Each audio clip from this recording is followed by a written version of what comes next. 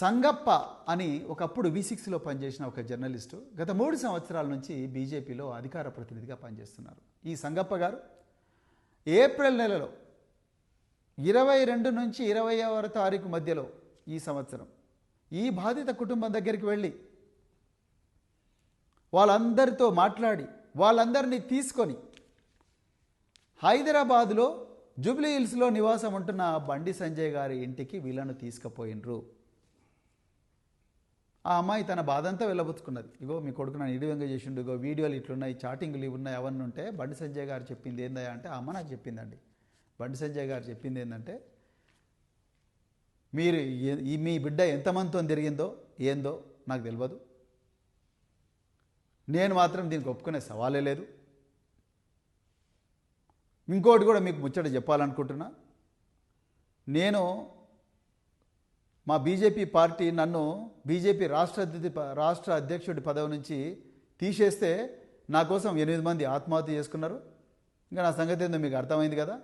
రేపు మీ మీద ఏం జరిగినా అమ్మలా నేను రెస్పాన్సిబుల్ కాదు, నకరాలు చేయకూరి, ఇక్కడి నుంచి వెళ్ళిపోండి, ఏదైనా సెటిల్ చేసుకుందాం అని చెప్పి భయపెట్టించి పంపించిండట. ఇది సంగప్ప గారి సమక్షంలో జరిగింది.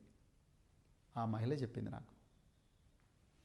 ఇవాళ నేను హైదరాబాద్ పోలీస్ కమిషనర్ గారిని, డీజీపీ గారిని డిమాండ్ చేస్తా ఉన్నా, బండి సంజయ్ గారి ఇంటి దగ్గర ఉండే సీసీటీవీ కెమెరాల ఫుటేజ్ అర్జెంటుగా తీసుకోండి, ఆయన కాల్ డీటెయిల్స్ తీసుకోండి, సంగప్ప కాల్ డీటెయిల్స్ తీసుకోండి, ఈ బాధితుల కాల్ డీటెయిల్స్ తీసుకోండి, వాళ్ళ టవర్ లొకేషన్స్ చూడండి.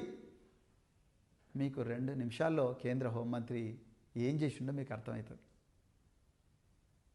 మీరు అవన్నీ చేయలేదు. ఇంకా మీరు ఆయన కాపాడాలని ప్రయత్నం చేస్తున్నారు. ఎందుకంటే రేవంత్ రెడ్డికి ఎట్లనే చేసి బండి సంజయ్ని కాపాడాలన్నది ఈ మహిళల మీద వీళ్ళకుండే గౌరవం ఏదో మనకు అర్థమవుతున్నది. ఇలా రీల్స్ మీద రీల్స్ చేసే సీతక్క గారు ఎందుకు మాట్లాడడం లేదు, కొండా సురేఖ గారు ఎందుకు మాట్లాడడం లేదు,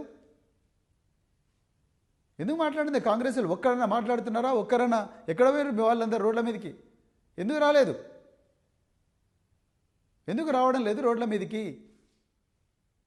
సోనియా గాంధీ గారికి ఈ విషయం చెప్పినరా? ప్రియాంక వధేరా గారికి ఈ విషయం చెప్పినరా? మీరు చెప్పలేదు. కేవలం బీఆర్ఎస్ పార్టీ కొట్లాడుతున్నారు.